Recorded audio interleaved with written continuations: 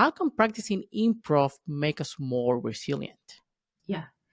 So, improvisers are making up scenes and songs and stories on stage, in performance, on stage, often based on audience suggestion, collaboratively, no planning, no script. And so we like to say improv is the gym for exercising certain muscles. And those are muscles like being able to pay attention.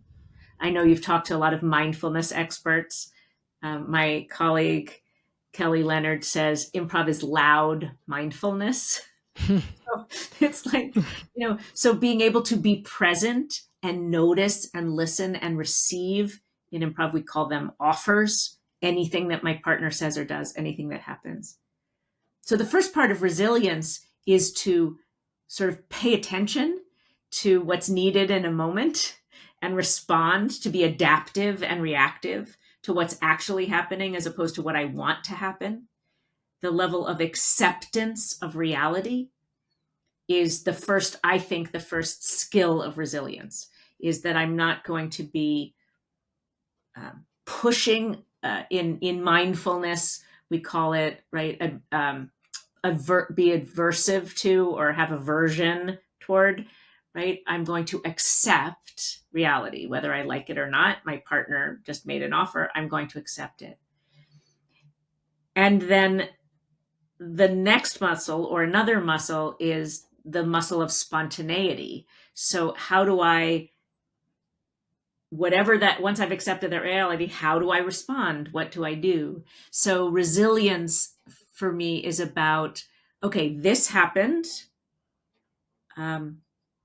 How can I leap off of that, right? Leap up again, move forward. How do I use that as a springboard to do something else?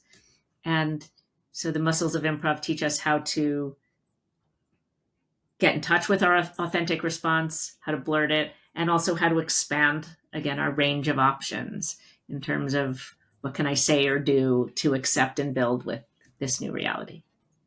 That's a little bit heady in the way I said that, but tell me what resonates and what doesn't.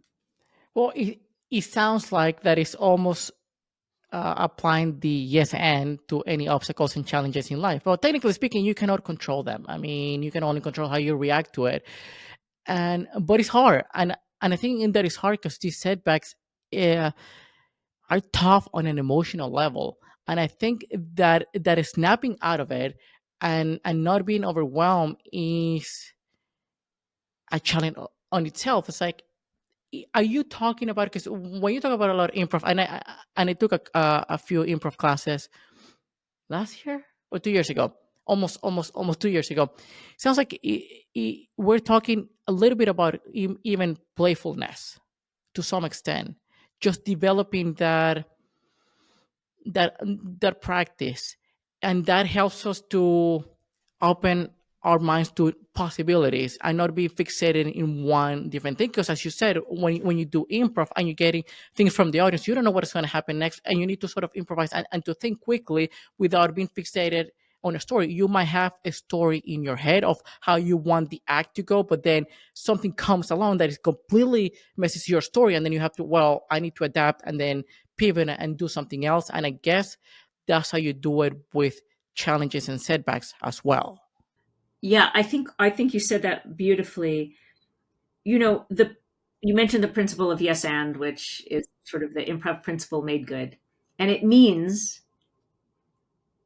accepting what exists, whatever my partner said or does, and then adding, building, offering something back. I think it has gotten bastardized when we start to take it into the world of applied improv or improv for life, into yes and, because in English the yes means yes, to I agree with you, right? I like this. Mm. And I think yes and is actually a much more profound, the if we rephrase it simply as the principle of accepting and building with what exists, then there is something about, again, in the mindfulness space, right, of I accept this, right? So a Buddhist would say suffering life is suffering, and the way you get past the suffering to happiness is deep acceptance that nothing is wrong. This just exists and it's all temporary, but right now it's like this. And I think, as you say, improv can help us exercise that muscle of flexibility and adapting and sort of saying, oh, right now it's like this. Now there's something. Oh, now we have COVID and we're all in lockdown. Oh, now wait, now I have to go back to being in the office every day. Now it's cold, now it's hot, now we have a different administration with different norms, and um, we don't have to like it. We don't have to agree with it. And it exists. So, how can I accept and build with that? How do I use that and respond to it? And I think, to me, that's what resilience is. Resilience isn't, I love this, I'm happy, it doesn't bother me, I'm not affected by it. But it's like I can shift, I can continue to move forward, I can continue to respond and build in whatever scene I am now in. And what mental exercises can we practice to, if somebody's not into improv, where they're shy, doesn't have enough time or whatnot? Because what you said is very true. Sure, I mean many things we don't have to we don't have to like it. In fact, I think I know that any event that we experience is just an event. It doesn't have any positive or negative impact. We just, as storytellers, we assign a meaning to what happened, right? COVID happened. Well, that's neither good nor bad. It's just it happened. It's an event that happened, and then we just attach again meanings to all of this, and we have the propensity to attach negative meanings to a lot of things that we encounter in life just because we were not prepared for that. And having that malleability and flexibility to, okay, I'm accepting this, I don't like it at all, but what, how can I make the best out of it, besides learning the lesson I'm supposed to learn? But what exercises, if you know any, that people could just start practicing to, when the moment comes again, they're somewhat prepared to not only accept but to take action, pivot, adapt, or whatnot? Yeah. Um, there are hundreds from the world of improv. So I think your question is, I'm sitting alone in my house, or I'm an individual. I'm not going to go take an improv class. And there are plenty of them online, by the way. What can I do right now by myself to exercise those mindsets? Here's a simple one. Notice more things. So in any given moment, write yourself a list or say in your head, what is true right now? What are the offers? And the more of those I can notice, the more opportunity there will be for me to accept and build with something. So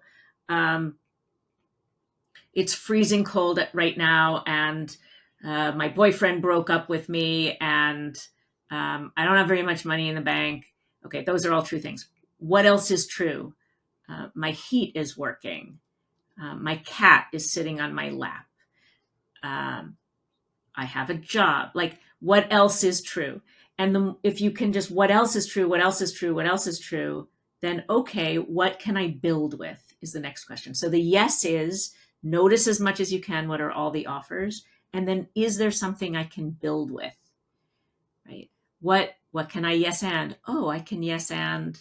Maybe I yes and I'm cold. I don't want to be cold. I don't like it, but I'm cold. So what can I do? Oh, well, I have a blanket, or I could, go take a bath, or I could sit and be cold and feel what the cold is like, and feel heroic and like I'm an Eskimo. And I put on an episode of Alone, the show where they're out in the wilderness freezing and being like, well, at least I'm not that cold. So first, make a list of how do I notice, and I say make a list, but it could just be sitting. What is true? What is true? What can I notice? What can I notice? Then what can I accept and build with? That's one. Here's another one. This is an improv performance game called New Choice, where People are doing a scene, and from time to time, the director will ring a bell and say, new choice. And whatever the last person said or did, they have to make a new choice. So I say, hi, honey, I'm home. They say, new choice. It's like, oh, what a terrible day. New choice. Welcome to my pirate ship. New choice, right? And you can do that with yourself too. So I find myself in some habit or some norm that just isn't working for me. I can sometimes I find myself with a little, like desk bell on my desk because I brought one home from the theater, and I can just ring it and go, new choice. So I'm sitting here and I say, the world is ending, and it's never going to be okay again. And so I'm just going to give up. Okay, new choice. Well, I guess if the world is ending, I might as well go to the movies and enjoy myself, right? New choice. I'm going to look up a group of activists that I can join, right? And just literally just say, okay, what other performance choice could I make right now? It's not about being inauthentic. It's not about being out of alignment with your values at all. But in any given moment, you have an infinite number of possibilities, and you can